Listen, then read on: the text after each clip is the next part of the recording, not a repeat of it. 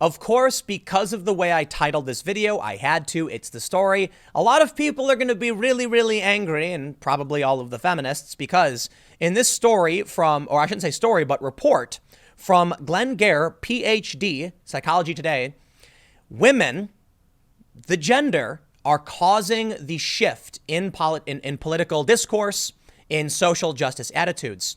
Cancel culture, people getting banned from colleges, these things are directly correlated to gender. And because today women dominate higher education, we are seeing more of these things occur. It's actually interestingly biologically democratic. I guess it's kind of weird. When you have slightly more than 50% of a particular body being female, they vote for certain things. These things end up happening. It's actually interesting, but I could be framing it poorly. Let me just read for you this gendered values in higher education. Universities have gone through enormous shifts in basic values. Now, this individual, Glenn, includes a trigger warning saying that I'm going to begin this article presenting a potentially uncomfortable argument. The rest of this article will try to convince you there might be something to it.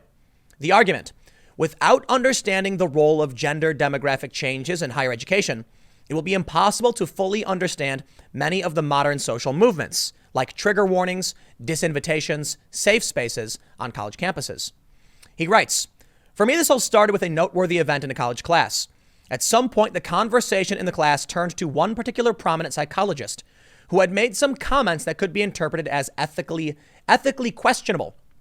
One student in the class indicated that this scholar should not be invited to college campuses to speak in light of the ethically questionable ideas that he had reportedly expressed in one of his writings. My peer's expression of outrage led to a quiet sea of nodding heads and supportive gestures. And at that point in my academic career, I did not know what to think. By the end of the class period, based on not having actually read materials related to this reported incident and having no counter argument postulated, we had essentially come to the conclusion that the outraged student was right. This particular scholar should have been banned campus writ large. We were metaphorically asking for his head." The background. They say some of you may find this story surprising. Some may agree with the viewpoint of the students. Some may adamantly disagree. I absolutely disagree. Bring on the bad ideas. Let's beat bad ideas to a pulp. And some of you may think I am beating a dead horse, but regardless of one's belief, I have come to realize this anecdote embodies a deep, ongoing politicized debate regarding political correctness and free speech on American college campuses. The rise of speaker disinvitations, the use of safe spaces and trigger warnings, the increasing liberal homogeneity on campuses, the complex relationship between emotion and reason, and fears of shifting educational values and of a coddled new generation of college students. I'm going to stop you right here, Mr. Glenn. A lot of people who are listening to me speak right now are probably rolling their eyes saying, Tim, we all already knew this. You know why? Because 70% of millennial women are Democrats. Okay, it's actually 68% by last tracking. That was Pew Research. And it's those people that are typically opposed to free speech, who want hate speech laws, who want trigger warnings. It's not conservatives. And the millennial left is dominated by women.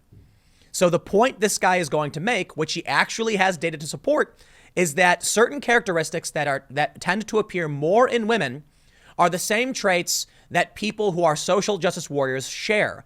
Therefore, it's not 100% that if you're a woman, you'll feel these ways, or if you're a man, you'll feel certain ways, but that women tend to be agreeable and less emotionally stable than men, and people who are agreeable and less emotionally stable tend to be social justice activists. Well, let me read for you. He goes on to say there have been many different causal explanations for these movements on campuses, but one landmark diagnosis of this new age college culture was delivered in Greg Lukianoff's and Jonathan Haidt's The Coddling of the American Mind. That's the recent book. Strong recommendation. I haven't read it myself, but I hear great things. Rooted in technological overload, overparenting, lack of free play, high stakes testing, political polarization, conformist university policy, and left-leaning ideological agendas, the authors argue that the current generation of undergraduate college students have been raised in a way that has uniquely positioned them to embrace a culture of victimization. In other words, a generation of students who determine truth through subjective feelings are highly sensitive to emotional slights and feel the need to protect the marginalized above and beyond all else. Let me also add that capitalism plays a role here, as does social policy, welfare policy. But the capitalism slant is that when these whiny babies screech that someone said a naughty word or has a bad idea, the people who run the college say the customer is always right and cater to the students. Instead of being authority figures who say, our product is discipline and intelligence, knowledge and training, they say, look, man, we're a business that wants to make money. You're the customer. We'll do whatever you want. That's what's happening. Whiny student comes in and says, burn the book. And they say, oh, you're paying the bills. We'll do whatever you say. They shouldn't do that. It's a bad product. Now, these kids' parents need to step in when this starts happening, but they don't, because a lot of what Jonathan Haidt and Greg Lukianoff, probably pronouncing his name wrong, Lukianoff's research, the coddling of the American mind, snowplow parents, it's all true. It's a combination of all these factors. But let me read. He says that they posited that the emotional and social needs of students have taken precedence over other academic goals, such as the freedom of intellectual exchange. Haidt additionally argued that emotional and social values are also taking precedence over the value of pursuing truth. On the other hand, critics have argued that Lukianoff and Haidt are off the mark. These writers posited that 1, the relationship between helicopter parenting, lack of free play, and emotional fragility would mostly apply to economically privileged students. That other macro level causal factors of students' emotional turmoil were not addressed, like things like student debt. And 3, the historical disenfranchisement of distinct student populations in universities must be taken into account when trying to understand the current social movements on campuses. The point he's bringing up is basically that we looked at all of these different factors and argued, but what we didn't actually look at was gender changes, because it's actually a fairly recent phenomenon that the majority of the student body has become female. I don't think gender plays necessarily a predominant role in whether or not these things will emerge. I think it's a combination of all the factors, because even if you had 48% female, well, of course, they would still bring these things up if they were concerns. The reality is, in combination with the majority female student body and snowplow parenting, entitlement, and a capitalistic enterprise that seeks to gouge students with massive student loans and then give them whatever they want instead of actually teaching them, you have a corrupt, disgusting system that is failing. But I really think it's fair to point out, as much as he found a causational link between social justice and gender, or biological sex, I really don't see it as playing a huge role. Because if the universities maintained authority and said, here's what we do and why we do it, then it doesn't matter what the makeup of the student body is. It's not like you see, like I grew up on the south side of Chicago, where you had all girls high schools. They weren't overly social justice oriented. It was because there was an authority figure telling them, here's what you should and shouldn't do. But high schools aren't for-profit businesses, and colleges typically are. I mean, to a certain degree. There's public colleges.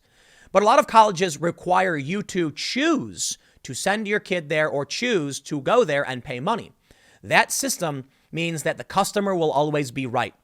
Maybe it's because you have a majority student body now that is female, but in the end, it really comes down to the people who run the system. And they could say yes or no. They could easily say, we're not changing these rules and disinviting people. Stop crying. And if people don't want to come, you can leave. Bye-bye. But no, they say, whatever you say, dear, we'll give you whatever you want. So here's what he did. He did a study. He asked about 5 different moral positions. Should someone come because it doesn't matter how people feel? Should someone come in the pursuit of academic truth, etc.? And he says, what we found is that, he says, as always, it's important to address what we can and can't connect from these results. First, our findings were correlational rather than causational. Okay, I want to make sure that, I think I may have said it wrong. He found a correlation, not a causation. It's unclear if the results from our study directly correspond to behavior in the real world. And 3, our measures of academic values are novel and need replication. So he says, nevertheless, with these limitations in mind, we generally found that modern college students put a lot of emphasis on their own emotional well-being as a value of their education.